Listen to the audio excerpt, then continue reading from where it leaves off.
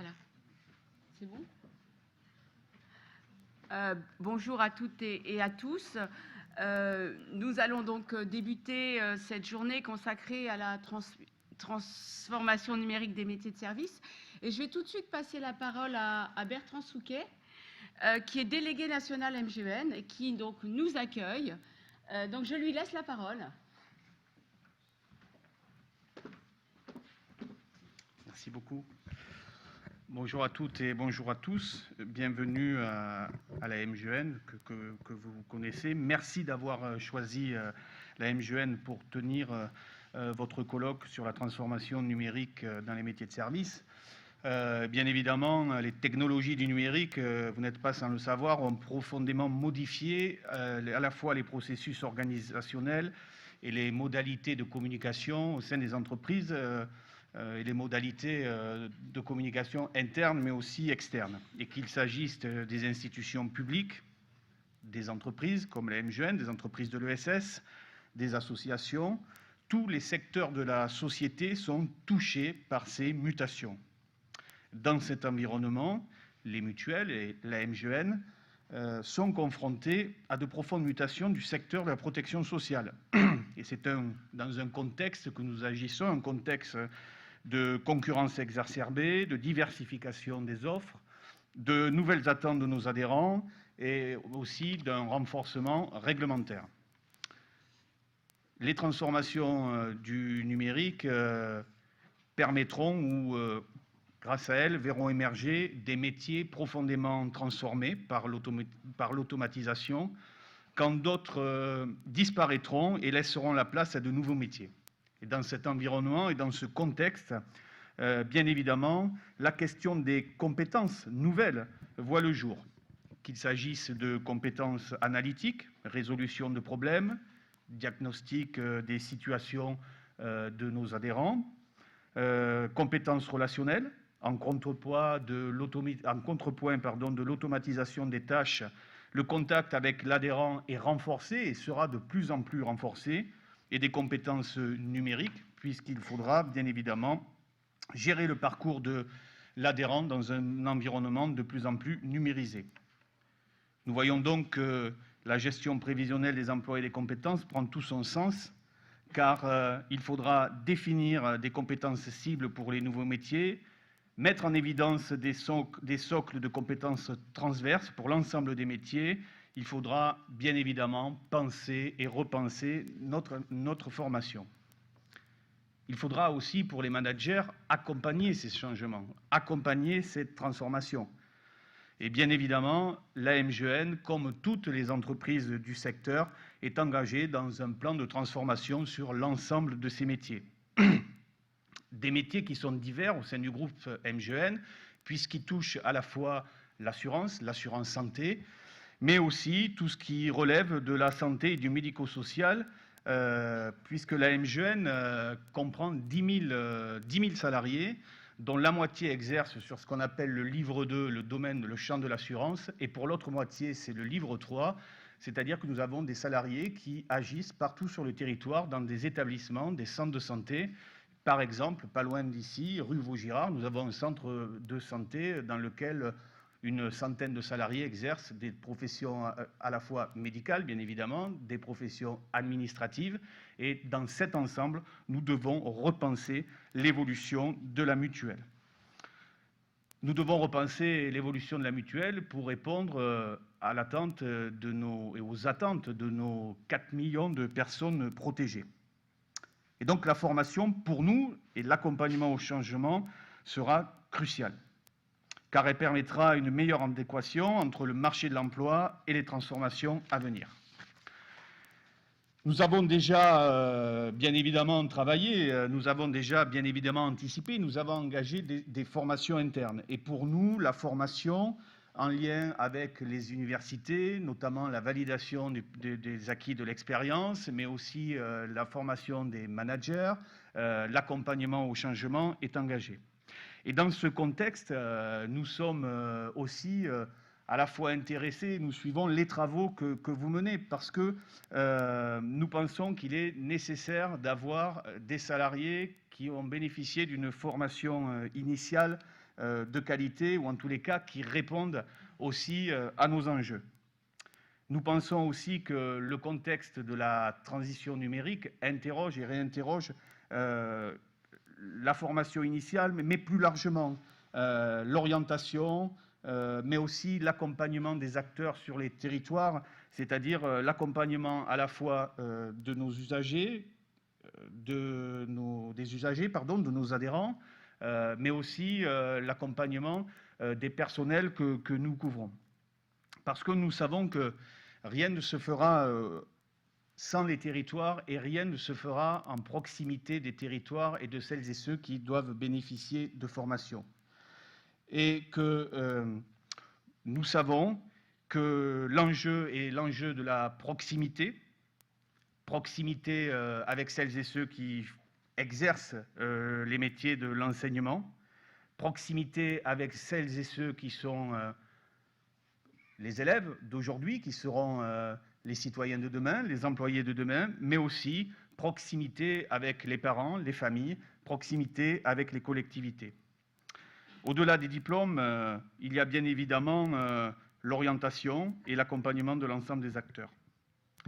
Et ce que je voudrais vous dire, c'est que l'automatisation, la transformation numérique ne doit pas supplanter la relation humaine. Pour une mutuelle comme la nôtre, on voit très bien qu'aujourd'hui, 95% des relations se font de façon automatisée, mais qu'il reste 5% des cas où on a besoin d'un accompagnement personnel, personnalisé, sur des parcours de vie, sur des cas complexes. Eh bien, nous, ce que nous disons, c'est que nous comptons aussi sur un acteur partenaire qui est l'Éducation nationale pour permettre d'assurer cette transition, de nous aider, de travailler ensemble comme nous le faisons déjà, et qu'au-delà de la transition numérique, il s'agit aussi de former les citoyens de demain, capables de faire des choix éclairés, capables de sélectionner l'information, la trier, en capacité tout simplement de maîtriser les itinéraires de leur vie.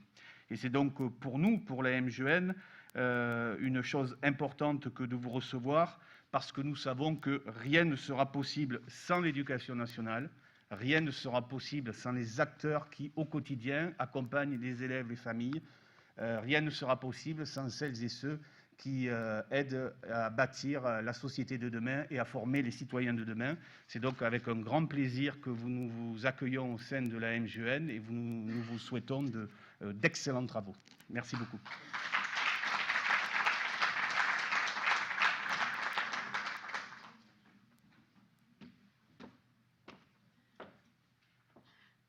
Merci, Monsieur Souquet. Bon, nous sommes désolés, mais Monsieur Souquet, vous pouvez rester un peu avec nous ? 5 minutes, alors on peut peut-être prendre quelques questions. Est-ce que certains ou certaines d'entre vous voudraient poser une question à Monsieur Souquet ?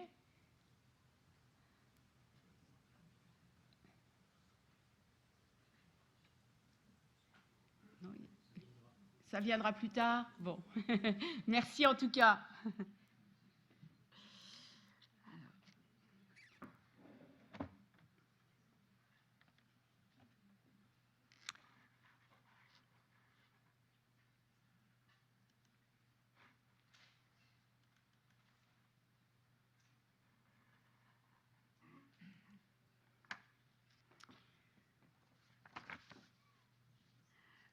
Bonjour, rebonjour à toutes et tous. Je souhaitais commencer par évidemment remercier Monsieur Souquet et l'AMGN de nous accueillir dans cet amphithéâtre qui va être donc très propice à nos travaux du jour. Je voulais aussi remercier la DGESCO et Philippe Young qui est derrière la régie et qui va nous permettre d'avoir donc à la fois une diffusion en direct, donc nous avons des personnes qui suivent cette journée à distance. Et ensuite, Philippe fait tout un travail de captation et de mise en ligne de toutes les interventions, ce qui va vous permettre de les réutiliser dans vos enseignements et dans vos formations. Évidemment, les métiers de service sont au cœur des enseignements d'économie-gestion, soit parce qu'on y forme, et c'est toutes nos formations de la voie professionnelle, soit parce qu'on les étudie et ce sont toute notre offre de voies technologiques. L'économie-gestion a des fondements scientifiques dans les sciences de gestion, qui sont des sciences de l'action, avec un ancrage fort dans la réalité des organisations, et ce qui est sans cesse à revendiquer, avec la justification des partenariats que nous pouvons nouer avec des entreprises, des organisations, on a vu aujourd'hui du secteur social et solidaire, tant au niveau national qu'au niveau local. C'est une discipline qui a toujours été instrumentée par les technologies de l'information et de la communication, mais qui a su se renouveler, comme nous le verrons cet après-midi, à travers les témoignages des 5 équipes enseignantes qui ont accepté donc de présenter leurs travaux, et je les remercie par avance. Mais on voit que ce renouvellement constant des pratiques enseignantes, il est possible par le fait que nos enseignants soient formés, c'est une condition absolument nécessaire, pour qu'ils puissent tirer parti des potentialités du numérique dans leur stratégie d'apprentissage. Enfin, dans les formations où elle est présente, l'économie-gestion s'intéresse évidemment au parcours des élèves et des étudiants. C'est une préoccupation de nos enseignants, préoccupation qui peut être évidemment favorablement soutenue et outillée par le numérique pour favoriser donc la réussite de chacun et de chacune de nos élèves. Il faut savoir qu'il y a une mission d'inspection générale à laquelle je participe sur les facteurs de réussite des élèves grâce au numérique. Et donc, cette journée va nous permettre d'aborder tous ces enjeux. Je vous propose donc de revenir un petit peu sur la question de la numérisation. Et donc, il y a un rapport assez récent de l'INSEE dont j'ai extrait un certain nombre d'informations, qui reprend un peu ce que nous a dit aussi M. Souquet sur l'évolution des organisations, avec donc le fait que la numérisation de l'économie modifie les chaînes de valeur, l'intermédiation à travers les plateformes modifie les rapports entre les acteurs, et génère aussi de nouveaux modes de communication. Alors, dans ce rapport, j'ai extrait un certain nombre d'éléments concernant à la fois la présence en ligne, donc M. Souquet a bien insisté sur à la fois la transformation dans la communication interne et externe, et à la fois dans les processus organisationnels. On voit que 2/3 des sociétés de plus de 10 personnes ont un site web, et ce chiffre est stable. Par contre, la présence en ligne sur les médias sociaux a doublé sur la même période 2013-2017, que le commerce en ligne prend une place de plus en plus importante, et que 86% des échanges via le commerce en ligne se font entre entreprises, entre sociétés. Concernant les processus organisationnels, 60% des entreprises de plus de 250 salariés sont équipées d'outils de gestion, par exemple des logiciels de gestion intégrés, et des outils de travail collaboratif. 1/3 des entreprises de plus de 10 personnes du secteur des transports ont réalisé des analyses de données massives. Donc ce sont quelques chiffres, il y en a beaucoup plus, et je vous invite à lire ce rapport qui est vraiment extrêmement intéressant.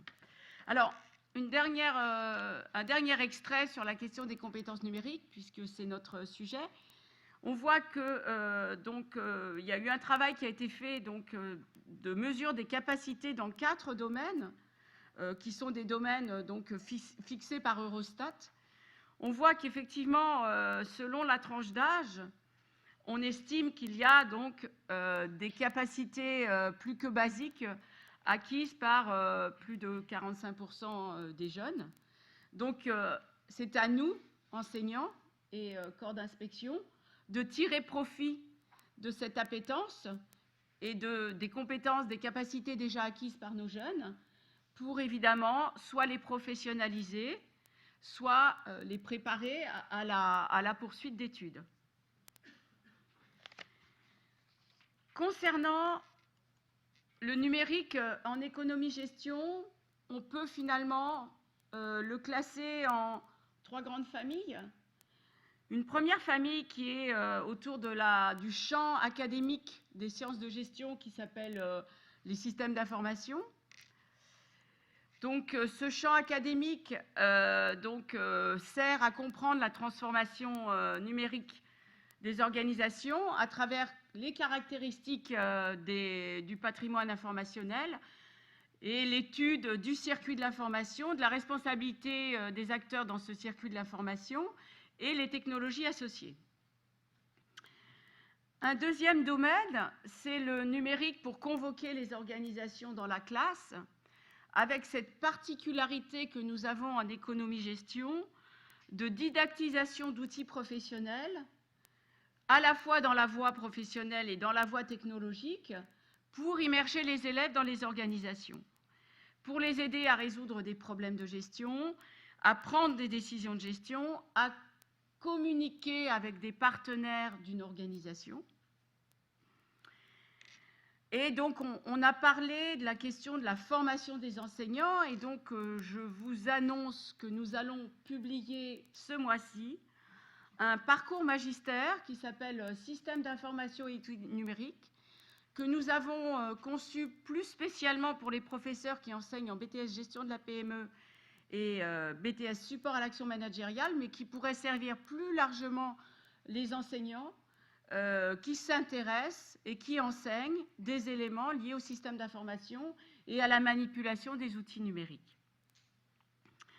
Enfin, comme tout enseignant et tout enseignement, on va utiliser des outils génériques numériques, tels que les ENT, pour faire collaborer les élèves, les faire produire, suivre les acquis dans nos enseignements, dans nos formations, notamment nos formations professionnelles. Les portfolios, les passeports professionnels jouent un rôle très important dans ce suivi des acquis et dans le travail réflexif des élèves, pour différencier les apprentissages ou encore pour assurer donc une continuité pédagogique. Une dernière remarque sur la question du numérique en économie-gestion et sur le rôle des technologies numériques. Les recherches en sciences de l'éducation dans le domaine du numérique ont bien montré que les technologies sont tout à fait neutres par rapport aux innovations. C'est-à-dire qu'on peut utiliser les technologies numériques pour faire une pédagogie extrêmement classique, comme je le fais aujourd'hui avec vous, comme effectivement ça peut supporter des processus d'innovation pédagogique. Et donc, toute la force de nos enseignements et de nos enseignants, c'est d'être capable de tirer profit des technologies numériques dans des stratégies d'apprentissage au service de la réussite des élèves. Et ça va être donc l'objet de cette journée, notamment donc de cet après-midi. Donc je vais revenir sur le programme de la journée.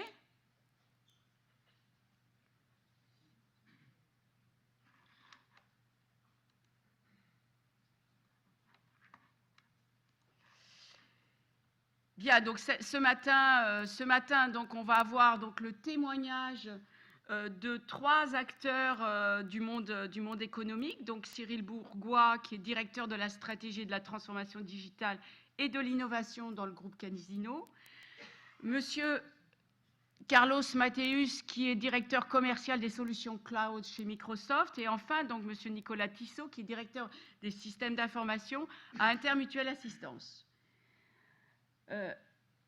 Ensuite, donc, Didier Michel interviendra donc, pour un regard croisé entre nos intervenants sur la question du défi pour la formation, suite à ces témoignages. Pour le déjeuner, donc le déjeuner libre, vous pouvez aller donc vous restaurer dans le quartier. Nous reprendrons donc à 14h avec donc les réponses de la discipline aux défis des transformations numériques qui ont été évoqués ce matin, avec donc 5 témoignages. Un témoignage d'abord de donc Florent Terrasse, qui est consultant pédagogique de la société My Serious Game, donc qui viendra nous parler de l'intérêt des jeux sérieux. Ensuite, donc, on aura l'intervention, alors je crois que M. Chevet est remplacé, mais bon, on aura une intervention donc, sur l'immersion et réalité virtuelle pour la formation dans le cadre d'un bac professionnel commerce. Ensuite, l'immersion et la simulation en formation dans le cadre d'une préparation au BTS support à l'action managériale. Ensuite, donc, un projet de formation numérique de la classe à l'établissement par un professeur qui intervient. Alors, bon, on verra dans quelle formation, je ne l'ai pas noté.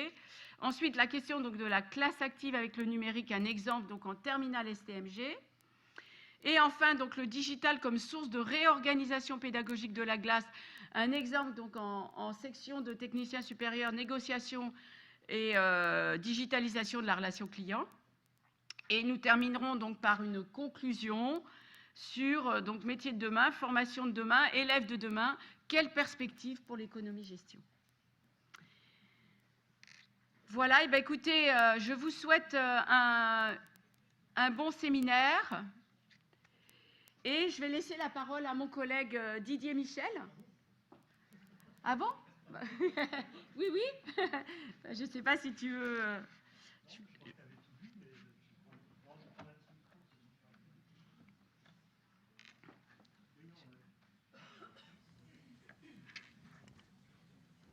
Oui, donc non, Christine, je pensais que tu avais tout dit, puisqu'on avait regardé un peu cette introduction. Simplement pour vous dire tout le plaisir qu'on a au nom du groupe des inspecteurs généraux d'éco-gestion de vous avoir, ici à Paris, dans un contexte pour le moins compliqué, parfois, sur le terrain. C'est vrai que cette journée, c'est, je trouve, une belle parenthèse qu'on peut se donner. Elles sont rares en ce moment, pour réfléchir effectivement à quelque chose d'essentiel pour nous, le numérique. Et peut-être que ce qui est pas mal, je trouve, dans cette journée, c'est qu'on le fait un petit peu sans concession, parce que tout n'est pas rose dans l'enseignement du numérique et dans la classe. Il ne faut pas qu'on commence à être très laudatif en disant tout va bien dans les classes, on fait du numérique en techno, en pro, etc. Je crois que l'économie-gestion, elle doit regarder lucidement si elle a vraiment réussi à faire rentrer le numérique dans la classe. Et quand on regarde ça, eh bien, on se rend compte qu'effectivement, il y a des poches où il y a des choses extrêmement intéressantes qui se font, puis cet après-midi, ça le montrera. Donc cette journée, c'est une journée vitrine qui doit aussi montrer à l'extérieur que l'éco-gestion prend en charge le numérique. Mais je pense que la matinée, les témoignages des entreprises vont nous montrer les exigences. Et peut-être qu'on est encore assez loin de ce que l'on peut encore faire dans la classe, à la fois parce qu'il faut vraiment qu'il y ait de plus en plus d'enseignants d'éco-gestion qui le fassent. On voit bien qu'il y a des pionniers du numérique, il y a des spécialistes du numérique, il y a des geeks, profs, et c'est fantastique. Mais il ne faut pas oublier peut-être les 85% peut-être qui sont à côté. Et puis ma foi, qui hésitent, qui se demandent s'il faut y aller, etc. Et je pense qu'à la fin de la journée, peut-être que, ben, oui, ça ne sera plus une question parce qu'il faut y aller. Et on ne nous attend pas, et on verra ce matin d'ailleurs dans les interventions des professionnels que ben, le monde est déjà très très en marche et très en avance. Et il faut qu'on accroche ce train-là, quoi. Donc je trouve très intéressant que l'éco-gestion se regarde un petit peu aussi sans concession par rapport à ça. On verra en fin de journée les demain de l'éco-gestion, effectivement. Qu'est-ce qui nous attend? D'ores et déjà, il faudrait qu'on évite les petits discours disruptifs qui vont dire aux enseignants « Ah ben, votre métier va changer, ça ne sera plus le même métier, changez complètement, etc. » Parce que ça, c'est hyper anxiogène, c'est hyper violent. Mais ce qui est le plus intéressant, c'est plutôt les cheminements, comment on y vient doucement, et comment, alors il y a beaucoup d'inspecteurs dans la salle, et des formateurs, mais comment on peut inciter à enrôler petit à petit les gens dans le numérique. Et ça peut se faire aussi progressivement par des petites touches, hein, dans le petit quotidien, je dirais, de l'enseignement. Donc, belle journée en perspective. Alors, Christine, donc là, on doit commencer la première partie, d'accord ? Donc des interventions de professionnels. Alors le premier professionnel, donc c'était Monsieur Bourgois, pardon. C'était très bien. Donc c'était toi qui étais chargé de la présentation, c'est ça? Bonjour Monsieur Bourgois, désolé pour d'avoir écorché. Je vais vous laisser. Alors, vous voulez vous installer? D'accord.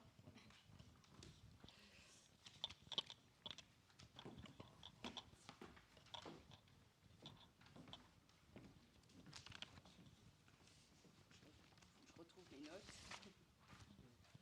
Bonjour à tous.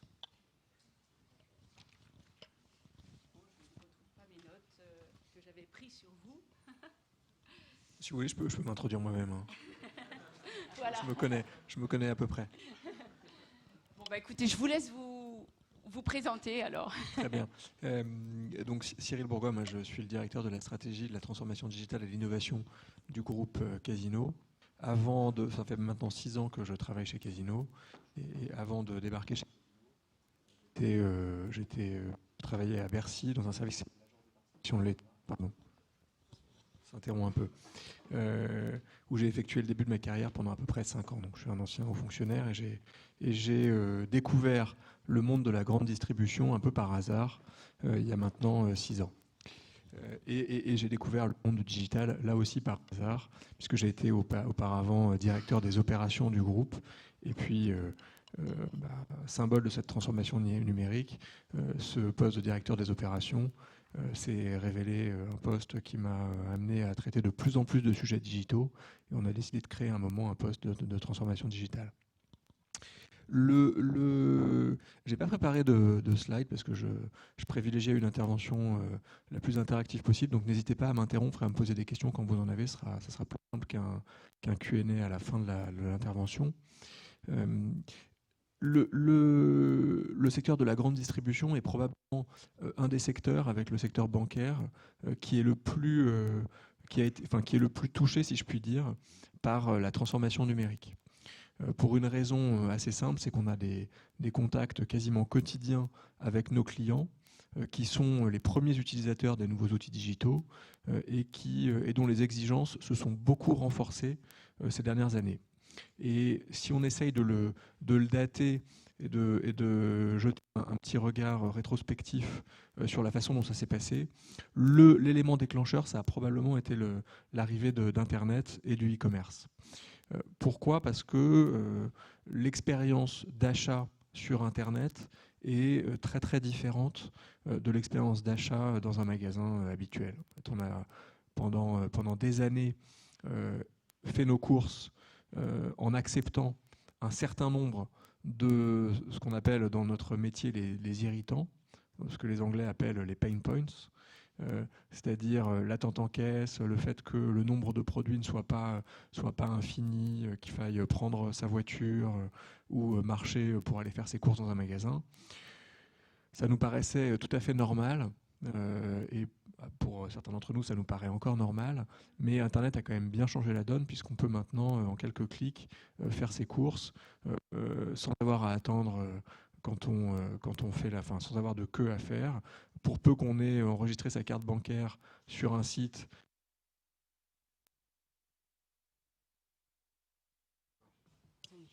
merci. Pour peu donc qu'on ait enregistré sa carte bancaire sur un site, on peut évidemment la retrouver et acheter en un clic.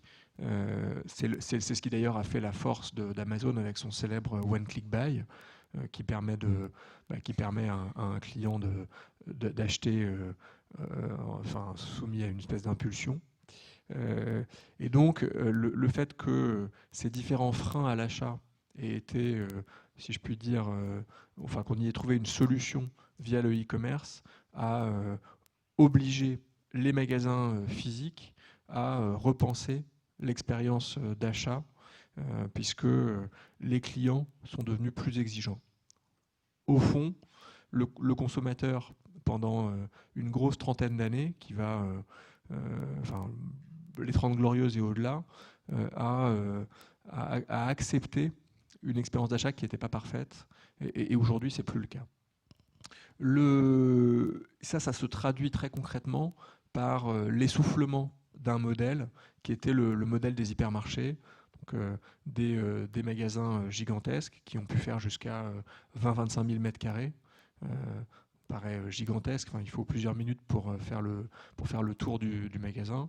De longues files d'attente, etc. Et un modèle qui était celui de la voiture. On prenait sa voiture généralement le week-end ou le soir pour aller dans un magasin, faire ses courses, remplir son caddie, le mettre dans sa voiture et rentrer chez soi. Ça, c'est un modèle qui a complètement éclaté, puisque l'acte d'achat est en train, et on le voit chaque jour, de se fractionner de plus en plus, et on revient à un commerce qui est davantage un commerce de proximité, et j'y reviendrai.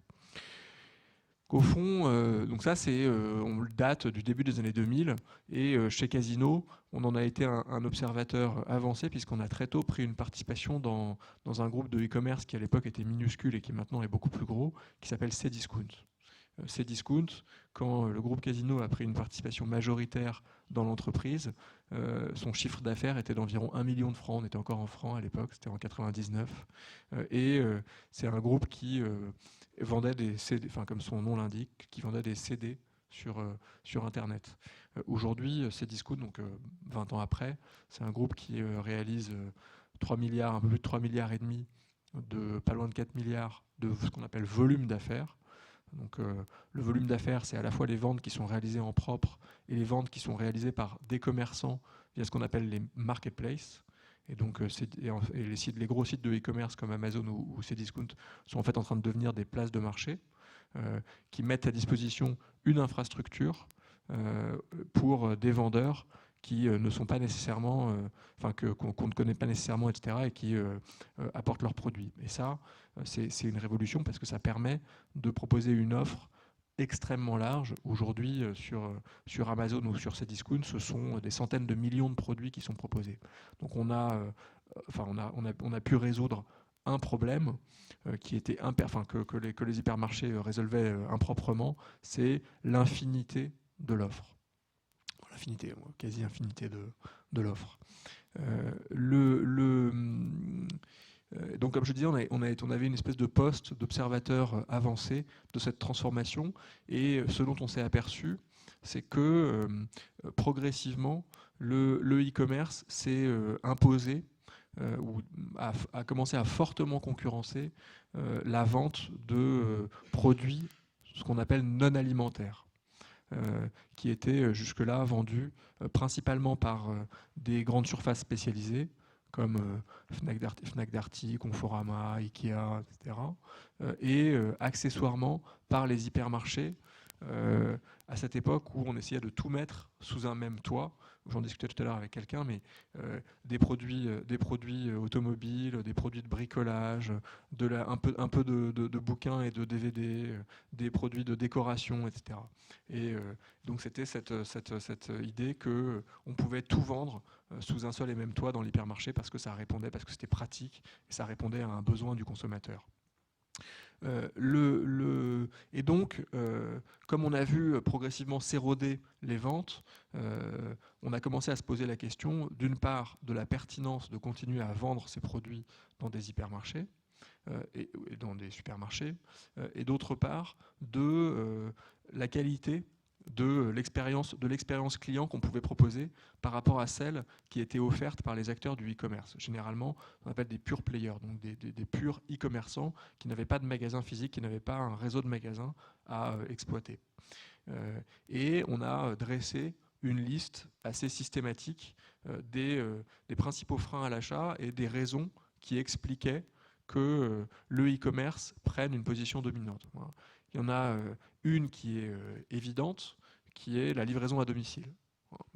De manière très factuelle, je n'ai plus besoin de me déplacer, je peux me faire livrer chez moi, ce qui est objectivement très pratique, en particulier pour toute une frange de la population qui a du mal à se déplacer, soit parce qu'elle habite dans des zones qui sont moins denses, soit parce qu'elle est un peu plus âgée et que le déplacement lui-même devient un problème. Et avec le vieillissement de la population, on peut s'attendre à ce que la livraison à domicile croisse dans les années qui viennent. Le deuxième sujet, le deuxième point dans cette liste, c'était l'attente en caisse. Parce que quand on interroge les clients qui viennent dans les magasins, le point qui revient systématiquement en premier, c'est l'attente en caisse. parce qu'on accepte de faire ses courses, de choisir ses produits, etc., ce qui, pour certains d'entre nous, peut même être un moment agréable. En revanche, on a beaucoup plus de mal à accepter l'attente à la caisse. Et c'est vrai que sur Internet, par construction, on n'attend pas. Donc il a fallu, et j'y reviendrai, qu'on essaie de trouver une solution à ce problème-là. Le troisième sujet, c'est l'offre et l'exhaustivité de l'offre. Sur Internet, on peut, sur un site, via les moteurs de recherche qui se sont progressivement développés, proposer une offre qui est, alors sinon infinie, au moins la plus exhaustive possible. Alors, quasiment toute l'offre. C'est ce que je disais, hein. Sur Amazon ou sur Cdiscount, il y a des centaines de millions de produits. Vous pouvez trouver toutes les déclinaisons d'un produit, vous pouvez importer des produits qui sont vendus ailleurs dans le monde. Vous pouvez, donc, ce qui évidemment n'est pas possible dans un hypermarché dont la place, dont la surface est limitée.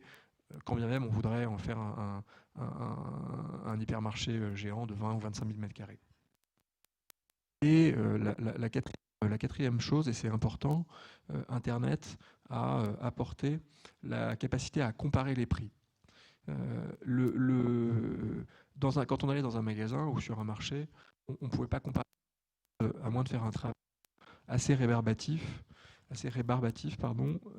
de comparaison par soi-même. Alors que sur Internet, en quelques clics, on peut assez facilement identifier le meilleur prix d'un produit, etc. Alors évidemment, ce n'est pas le seul paramètre qui entre en compte. On sait tous qu'Amazon est plus cher, mais Amazon offre une qualité de service qui est relativement exceptionnelle et qui peut parfois être déterminante pour l'acte d'achat. Mais c'est néanmoins une dimension très importante et Internet a permis de comparer les prix. Donc on a décidé, du coup, convaincu que les magasins physiques avaient quand même un grand avenir parce qu'il y a quelque chose qu'Internet ne pourra jamais remplacer, c'est la qualité. C'est la qualité du goût. Comme ça, ouais. Voilà. C'est moins agréable. C'est la qualité du contact humain. Et au fond, c'est comme ça qu'a été créé le groupe Casino. Le groupe Casino, hein, je l'ai dit un peu entre les lignes, mais maintenant c'est un groupe mondial qui réalise à peu près 30-35 milliards d'euros de chiffre d'affaires, qui est présent en France, enfin principalement en France, au Brésil et en Colombie, avec un modèle qu'on appelle multiformat, multicanaux. C'est-à-dire que et multi-enseignes, dans chacun des pays dans lesquels on est présent, on opère sous différentes enseignes. En France, on opère notamment les chaînes Monoprix, Franprix, Leader Price, Casino Supermarché, Géant Casino, Petit Casino, Spar. Enfin, voilà, donc on a pris le parti d'avoir différentes enseignes parce qu'on considère que ça s'adapte mieux aux attentes du consommateur. Et puis, bien sûr, comme je le disais, c'est Cdiscount, et dans les pays dans lesquels on est présent, on a aussi une activité importante dans le e-commerce. Et donc, convaincu que les magasins physiques restaient une priorité parce que les gens continueraient à venir, à se déplacer et à venir, on s'est dit comment faire justement pour que les gens aient des raisons objectives de venir. Et la réponse, elle est double. La première, c'est d'essayer de reproduire autant qu'on le pouvait la qualité d'expérience observée sur Internet. Et la deuxième, c'est d'opérer un mouvement de transformation dans la façon dont on interagissait avec le client.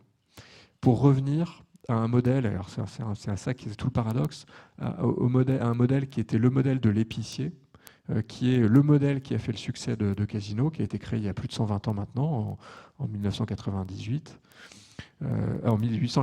pardon, à Saint-Étienne, dans un casino, d'où le nom, et qui permettait à un épicier de très bien connaître ses clients et d'avoir un rôle de conseil qu'on ne peut pas ou plus difficilement trouver sur Internet. Et donc, l'idée, c'est de combiner le meilleur des deux mondes.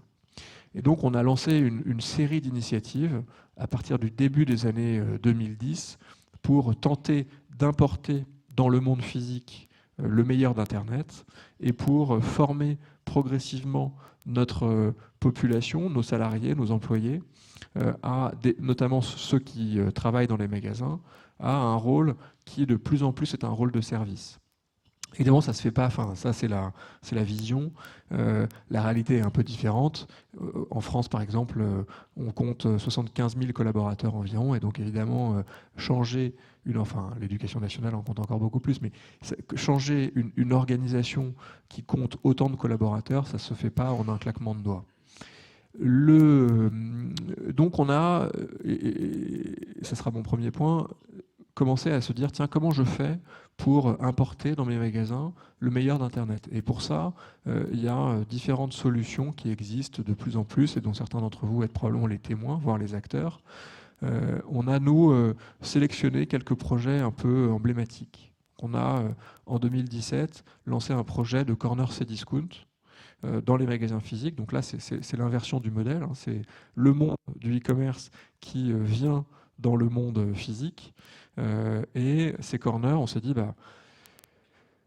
il faut que j'ai une offre qui soit quasiment infinie. Mais dans un magasin, dans un espace physique, c'est impossible. Donc on va proposer un nombre réduit de références, le meilleur, enfin les meilleures références, en se fondant sur les avis des clients, sur les quelques gammes de produits qu'on avait sélectionnées. Néanmoins, on va quand même offrir tout le potentiel, toute l'offre exhaustive d'Internet. Donc on va installer des bornes qui permettront aux consommateurs qui viendront dans ces espaces de commander tous les produits qui sont disponibles en ligne. Par exemple, je donne le cas d'usage qu'on cite volontiers, c'est le cas de la personne qui vient pour acheter un canapé ou un fauteuil, qui ne trouve pas la couleur qu'il souhaitait et qui peut la trouver très facilement via une borne. Et donc là, le client, enfin ça reste quand même assez compliqué d'acheter un canapé en ligne parce qu'on a quand même envie de le toucher, de s'asseoir dedans, de vérifier un certain nombre de choses. Et ça, le client peut le faire en se déplaçant dans le magasin. Et en revanche, il a ensuite accès à toutes les gammes de couleurs possibles et imaginables grâce à l'offre Internet. Deuxième sujet, l'attente en caisse. Ça, on s'est dit, tiens, on va essayer de le traiter en introduisant progressivement ce qu'on appelle le scan, enfin ce que les Anglais appellent le scan and go. C'est-à-dire la possibilité de scanner les produits et de partir sans passer par une caisse. On l'a d'abord fait en installant des petites scanettes que certains d'entre vous utilisent peut-être dans les hypermarchés. Et puis progressivement, on est en train de le faire via l'outil qu'on utilise tous plusieurs heures par jour, le téléphone, puisque les clients, quand ils viennent faire leurs courses dans le magasin, utilisent de plus en plus le téléphone, soit pour utiliser des applications comme Yuka, soit pour utiliser les applications des distributeurs qui doivent leur faciliter la vie quand ils sont dans nos magasins. Donc ça a permis de régler, pour ceux qui l'utilisent, le problème de l'attente en caisse, à condition évidemment d'être prêt à faire l'effort de scanner ces produits. Troisième sujet que les clients identifiaient comme un sujet important, et je ne l'ai pas encore cité, c'est la capacité, ça paraît prosaïque, de savoir avant d'acheter, avant de choisir ses produits, quel est le montant du panier. Sur Internet, on a une espèce de panier en ligne et on sait précisément, avant d'acheter, à combien s'élève le montant du panier. Ce qui n'est pas le cas dans un magasin physique. Or, il y a un certain nombre de clients qui sont très sensibles. Et via le scan, on peut savoir en temps réel quel est le montant du panier avant de passer à la caisse. Quatrième sujet, le prix. Sur Internet, les stratégies de prix, les stratégies de pricing sont beaucoup plus dynamiques. On peut, au fil de l'eau, s'adapter au prix pratiqué par la concurrence. Alors, techniquement, ça se fait via ce qu'on appelle du crawling. Donc on analyse tous les sites Internet des concurrents, on récupère les prix et on aligne, si on le souhaite évidemment, nos prix sur ceux de la concurrence. Dans un magasin physique, c'est quasiment impossible. En revanche, c'était impossible tant qu'on avait des étiquettes papier. Maintenant qu'on a des étiquettes électroniques, ce qui est un changement majeur, on peut, via des flux informatiques, alimenter ces étiquettes électroniques pour changer les prix jusqu'à plusieurs fois par jour. C'est notamment ce qu'on a fait dans les corners Cdiscount que je citais, et ce qui nous permet de promettre au client qu'il retrouvera dans le magasin physique un prix identique à celui d'Internet, ce qui était l'un des reproches qui nous était fait. Ah, mais les prix sont plus compétitifs sur Internet. Et donc, ça a donné lieu à ce que les distributeurs appellent le showrooming. Et donc les clients qui viennent dans les magasins pour regarder les produits, les toucher, vérifier si la télé leur convient, et qui ensuite vont sur Internet pour acheter le produit parce que le prix pratiqué est plus intéressant. Donc ça, c'est en gros les réponses qu'on a essayé d'apporter. Et puis bon, il y a plein d'autres sujets, et si vous avez des questions, je serai heureux d'y répondre, qu'on a essayé les réponses qu'on a essayé d'apporter dans nos magasins pour reproduire, pour importer la qualité d'expérience qu'on observait sur Internet. La deuxième chose, et il ne faut pas l'oublier parce que c'est vraiment très, très important, c'est ce que le magasin physique a de plus qu'Internet, parce qu'on nous bassine toute la journée avec Internet, le e-commerce, etc. Mais les magasins physiques ont quand même un avantage majeur, et Internet ne pourra jamais y répondre, c'est l'interaction entre un client et un vendeur. Il y a des clients qui viennent spécialement pour ça. Enfin, on a tous fait l'expérience du client généralement un peu âgé qui vient dans un magasin parce que c'est son activité de la journée et il discute avec le caissier ou la caissière qu'il connaît très bien, ou le boucher et le boulanger du magasin. Et au fond, on a, nous distributeurs, un espèce de rôle qui est important d'animation de la vie sociale, que ce soit dans les petites villes ou dans les plus grandes villes, pour tout un tas de clients. Et ça, Internet ne le remplacera jamais. Et donc, on essaye, sans nier les changements quasi inéluctables dans le rôle de nos magasins, d'être le plus actif possible dans la formation de nos employés, sachant qu'il y a en gros deux grandes populations, hein. Il y a ce qu'on appelle les employés libre-service, les gens qui mettent en rayon, et qui vont chercher dans les réserves les produits, et il y a la population des caissiers et des caissières, ce qu'on appelle les hôtes et hôtesses de caisse. D'ailleurs, ce terme hôte et hôtesse de caisse dit bien, qui a été introduit au début des années 2010, que de plus en plus on leur demande en fait d'interagir avec le client, de discuter avec le client. Et au fond, les transformations numériques nous permettent progressivement de diminuer le nombre d'employés ou le nombre d'heures, disons, consacrées à des tâches relativement pénibles, puisque passer sa journée à scanner des produits derrière une caisse, on ne peut pas dire que ce soit agréable, et d'ailleurs tous les hôtes et hôtesses de caisse en conviennent. En revanche, passer sa journée à conseiller des clients, à apporter des réponses quand les clients le demandent, c'est beaucoup plus agréable, beaucoup plus valorisant pour le personnel. Et donc, notre conviction, c'est qu'on a un gros travail à faire pour adapter, pour faire évoluer le travail de nos équipes en magasin, pour qu'elles se tournent de plus en plus vers le client.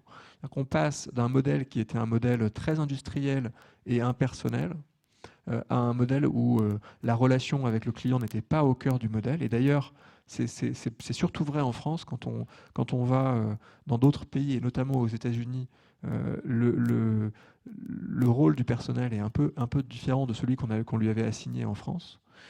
Et pour, y compris dans les très grands formats, proposer une qualité d'interaction qui soit presque équivalente à celui du petit épicier du coin, chez qui vous allez avec plaisir et chez qui vous allez pouvoir discuter. Essayer du vendeur ou de la vendeuse sur un marché que vous voyez tous les samedis et avec qui vous commencez à nouer une relation. Donc, je conclurai là-dessus, ce travail, l'acculturation au numérique, elle est double. Elle consiste pour nous à, d'une part, introduire de nouveaux outils pour répondre aux besoins de nos clients et aux demandes qui sont formulées par nos clients, et d'autre part, former notre personnel, le faire évoluer pour qu'il ait de plus en plus un rôle de service pour, là aussi, répondre aux attentes de nos clients. Voilà. Et dernier petit point, et parce que ça fait écho à ce qui a été dit tout à l'heure, ce qui est particulièrement frappant dans notre métier, c'est que le client a toujours un temps d'avance, qu'on passe notre temps à essayer de courir derrière le client, et au fond, notre population de salariés dans les magasins est pour toute une partie d'entre elles, très active dans la transformation parce qu'elle sent qu'elle a besoin de répondre aux clients. Quand nos clients commencent à utiliser massivement Yuka ou les applications développées par le groupe Casino, il faut que nos hôtes et hôtesses de caisse aient une formation minimum pour répondre à leurs questions, qu'elles sachent utiliser ces outils.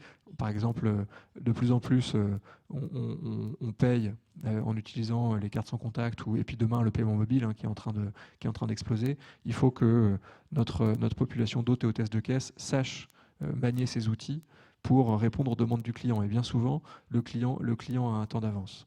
Donc, pour ce faire, on a, et je finirai sur cet exemple-là, choisi, enfin d'ailleurs c'est plutôt eux qui se sont choisis, puisque c'était sur la base du volontariat, des experts dans chacun des magasins, qui sont un peu les geeks que vous évoquiez tout à l'heure, qui ont décidé d'être des ambassadeurs de la transformation numérique. Et donc dans chacun de nos magasins chez Casino, on a des ambassadeurs et on anime ce réseau d'ambassadeurs en les informant et en les formant aux nouveaux outils qui sont mis en place ou mis à disposition par le groupe, afin que ces personnes, au plus près du terrain, puissent former les autres progressivement et abaisser les craintes qui sont liées au maniement des outils digitaux. Parce que très clairement, dans une population aussi importante, il y a évidemment beaucoup de gens qui sont... en fait, souvent on dit réticents, je pense que le terme est impropre. En fait, plus que réticents, ils ont un peu peur, parce que ça nécessite de se former. On n'est pas tous à l'aise avec les outils digitaux. D'ailleurs, c'est encore plus vrai des gens un peu plus âgés, mais c'est assez cross-générationnel en réalité. Et donc, le fait que des gens se choisissent de former les autres, c'est au fond la meilleure manière, plus qu'une formation centralisée très, très descendante. Donc c'est la façon dont on a choisi, nous, de diffuser la transformation numérique au sein du groupe.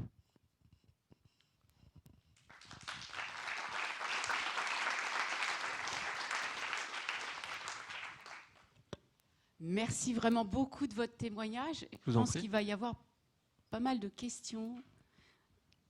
Hervé ? Oui, merci pour ce témoignage tout à fait intéressant. J'ai deux questions. Est-ce que vous envisagez des caddies qui lisent eux-mêmes les codes barres ?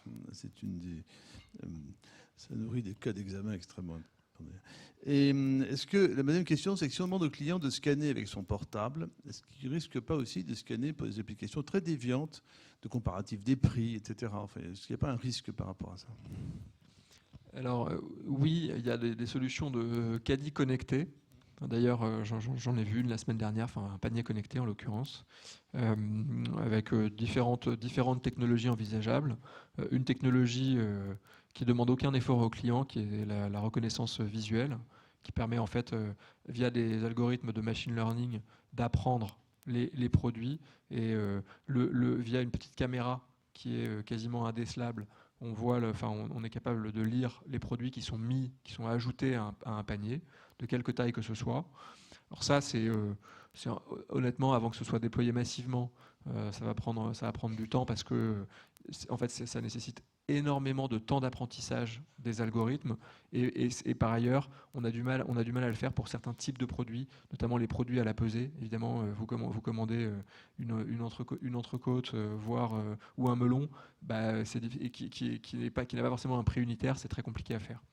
Ce qui est plus probable, c'est qu'on ait des espèces de caddies, en tout cas certains tests, des caddies connectés via un scan de code barre, où en gros, ce qui revient à peu près au même que le scan avec un téléphone, c'est juste que le scan sera sur le caddie ou embarqué sur un petit panier. Et puis quand vous prendrez votre produit, vous le scannerez, vous le mettrez dans votre panier, ce qui vous évitera de passer par une caisse.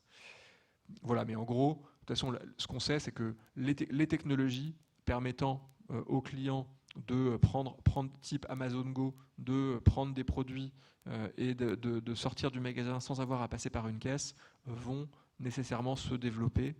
et à mesure qu'elles se développeront, le besoin de personnel de caisse, au sens où on l'entendait jusque-là, va se réduire. Et donc, cette population, il faut qu'on la forme à de nouveaux métiers parce que, encore une fois, c'est indispensable pour que les gens continuent à venir dans les magasins. C'est ça qu'ils demandent aujourd'hui, c'est ça qui fait la différence avec Internet. Deuxième question.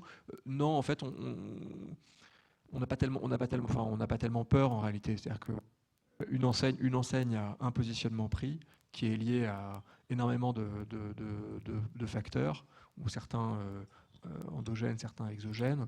Par exemple, Monoprix, et c'est assumé, est une enseigne qui est plus chère que Leclerc, parce que les produits sont un peu plus premium, parce que avoir un magasin dans Paris, il y en a un juste à côté là qui est en pleine...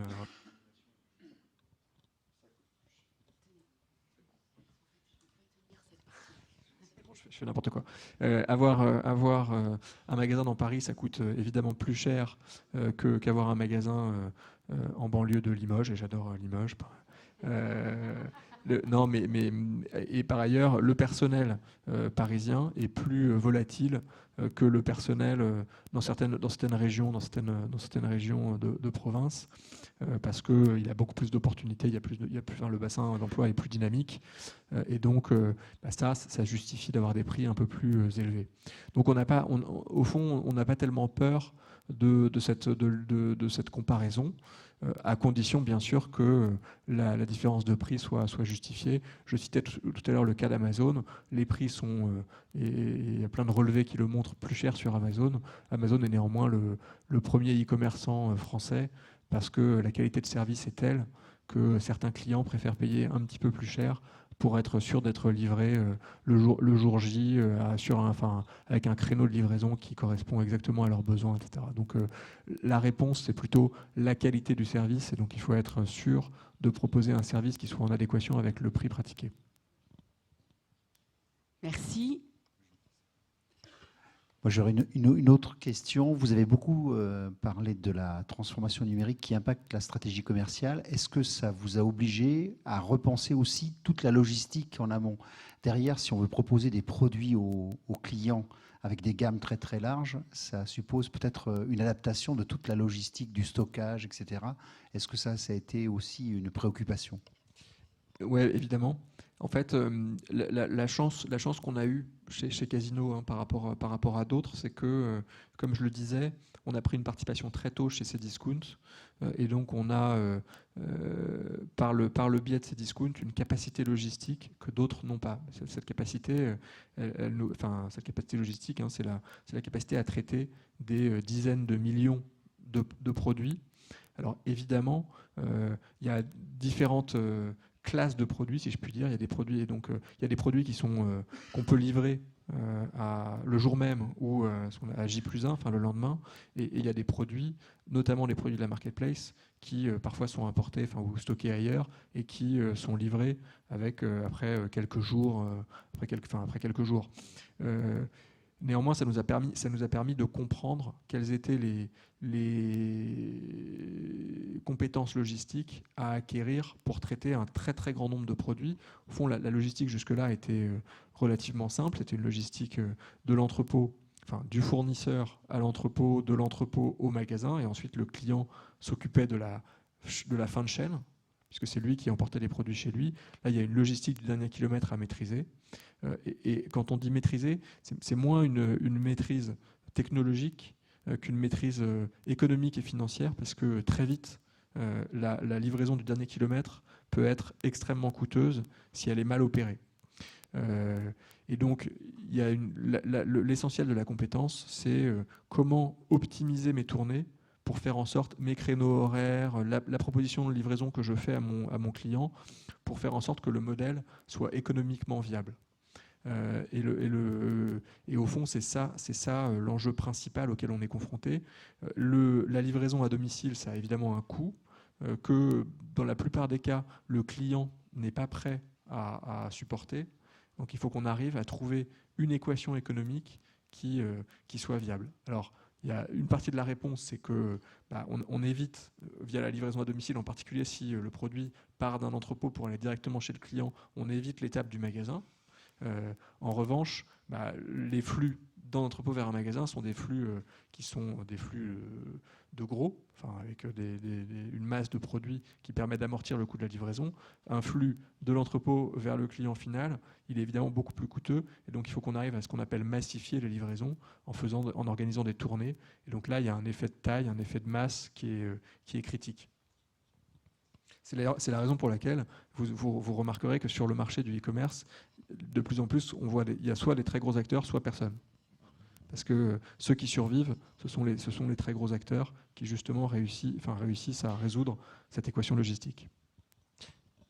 Oui, donc une petite question ici. Enfin, deux questions en fait. La première, c'est qu'on voit l'évolution de ce service quelque part du tout de suite et maintenant. Donc un impact qui à terme sociologiquement va être considérable. Est-ce que vous ne craignez pas une volatilité de la clientèle ? Vous y avez fait un petit peu allusion tout à l'heure. Au moindre dysfonctionnement, je vais aller ailleurs, avec un client, excusez-moi, un petit peu infantilisé et un petit peu capricieux.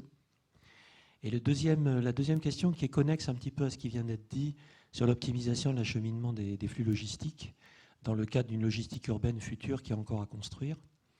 Quelle est votre action en termes de responsabilisation des consommateurs sur l'effet gaz à effet de serre? Parce que la livraison au dernier kilomètre, actuellement, telle qu'elle est pratiquée, c'est ce qui consomme le plus de gaz à effet de serre, et non pas le gros camion qui est plein à l'aller et plein au retour. Merci. Alors, merci pour ces deux questions. C'est vrai qu'en fait, ce qu'on observe, et les études le montrent, c'est que le client, l'acte d'achat est de plus en plus fractionné.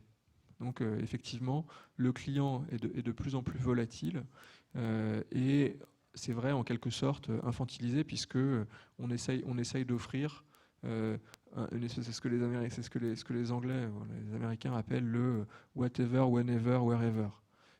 Donc, tout de suite, n'importe quand, n'importe où. Mais c'est vrai que la tendance naturelle d'un commerçant, c'est de répondre aux exigences de son client et pas de l'éduquer, si je puis dire. Je dis que c'est la tendance, mais je pense que ça va s'inverser. C'est-à-dire que c'est le fameux, là encore, ce que les Américains appellent the client is king.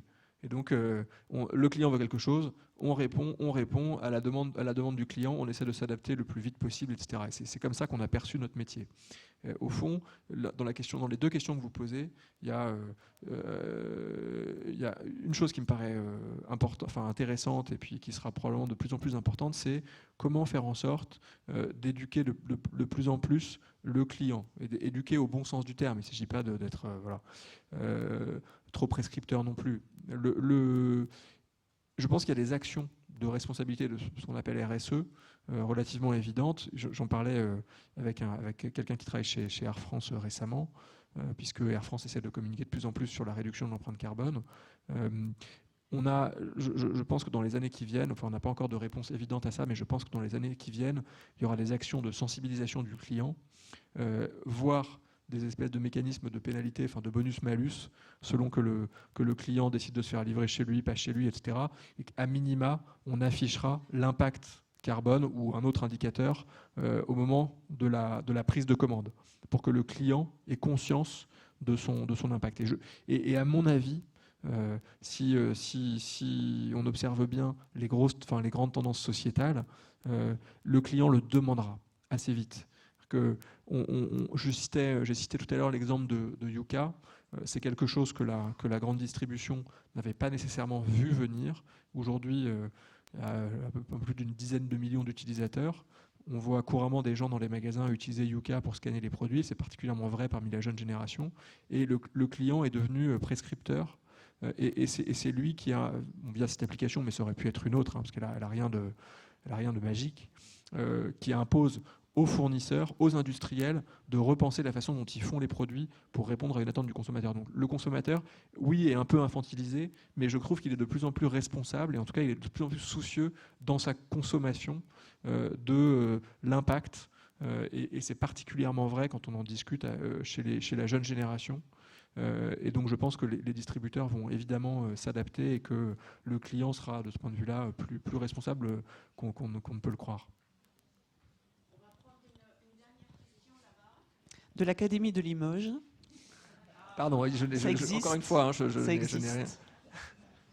Alors, deux questions en fait, deux axes. Le client roi, quel est l'impact vis-à-vis des conditions de travail des salariés avec les temps d'ouverture des magasins, les conditions de travail au quotidien des salariés? Et un deuxième axe, c'est celui des data. Est-ce que le client est informé de tout ce qui se passe au niveau des informations et des traînées qu'il laisse quand il consulte, lorsqu'il met un produit dans son caddie, lorsqu'il le reprend? Est-ce que vous êtes vraiment transparent là-dessus? Est-ce que le client sait ce qu'il devient de tout son comportement? Merci. Alors, sur le travail, parce que bon, c'est vrai qu'on a été assez précurseurs en la matière. Hein. On a d'ailleurs fait la une de les choux gras de l'actualité sur le sujet, sur l'ouverture du dimanche. C'est vrai que les nouvelles technologies, donc les caisses automatiques et les technologies de scan and go embarquées dans le téléphone des clients, nous permettent d'ouvrir le dimanche avec ou sans personnel, plutôt sans personnel, hein, parce que le droit du travail est quand même assez restrictif en France. Donc il y a des vigiles qui sont là uniquement pour surveiller le flux client. Donc ça n'a pas, en fait, ce qui est assez curieux, c'est que notre personnel est plutôt très favorable à ces ouvertures le dimanche parce que au fond les clients le demandent. Donc c'est le client is king, mais notre personnel y est plutôt favorable. Il y a évidemment des exceptions et le travail éventuel le dimanche fait sur la base du volontariat. Donc on n'a pas trop de ce qu'on avait moins vu venir, à vrai dire, c'est l'opposition un peu principielle de certains syndicats qui restent très opposés à l'ouverture le dimanche. Moi, disons que, et là c'est plutôt une conviction personnelle que je vais exprimer, ça me semble moins majeur que l'impact éventuel sur la société, le climat, etc., de la livraison massive à domicile, qui est un problème qu'on ne sait pas résoudre aujourd'hui. Au fond, l'ouverture, il n'y a pas de raison que si c'est sur la base du volontariat auprès d'une population informée, l'ouverture du dimanche pose un problème particulier. Je vous donne un exemple. Hein. J'ai un jeune beau-frère qui travaille le dimanche chez Monoprix. Il est ravi de le faire. Dans la semaine, il travaille. Il fait ses études. Il est très content de travailler le dimanche, parce qu'il ne pourrait pas le faire dans la semaine et c'est un moyen de gagner un peu d'argent. Donc moi, je pense que ça soulève moins de questions majeures que la question qui était soulevée juste avant. Sur la donnée, c'est une très bonne question. Alors on est soumis, et c'est une très bonne chose en Europe, à la RGPD qui a été mise en place en mai 2018 et qui nous a obligés et c'est obligé, au bon sens du terme, à bien comprendre comment on collectait la donnée auprès des clients, à faire de la transparence sur le mode de collecte et sur l'utilisation qui est faite de la donnée du consommateur. Nous, on récupère deux types de données. On récupère des données liées à la carte de fidélité du client. Tant que le client n'a pas de carte de fidélité, on ne sait rien de lui. Si vous êtes ambitieuse, ne prenez pas de carte de fidélité. Vous n'aurez aucune. On ne saura jamais qui vous êtes. Et n'utilisez pas de passe Navigo, utilisez des métro, et là non plus, on ne saura jamais qui vous êtes. L'autre source de données, c'est la donnée navigationnelle. Alors là, pour le coup, c'est beaucoup plus difficile à éviter parce que vous êtes généralement obligé de vous identifier sur Internet. Maintenant, ce qu'il y a, c'est on a donc, après la RGPD, mis en place ce qu'on appelle des CMP, dans le jargon, qui permettent de collecter le consentement du client en fonction des traitements qu'on va réaliser. Et donc, on est passé d'un mode d'opt-out où le client devait faire une démarche volontaire, positive, pour pour dire qu'il ne souhaitait pas que sa donnée soit exploitée, à un mode inverse où le client doit cocher des cases pour dire j'accepte que cette donnée soit utilisée à des fins de prospection commerciale de l'enseigne, cette donnée soit transmise à des partenaires qui pourront ensuite faire de la prospection commerciale, etc. Donc je pense qu'en la matière, et RGPD nous a beaucoup aidé, les distributeurs français sont relativement exemplaires. Je ne dirais pas la même chose d'autres pays alors en Asie, j'en parle même pas. Ils sont quand même moins avancés qu'on ne l'est. Donc, il y a évidemment, et la CNIL est extrêmement, enfin le législateur et la CNIL sont très très attentifs au moindre problème, au moindre défaut dans les formulaires de consentement. On est rappelé à l'ordre par la CNIL.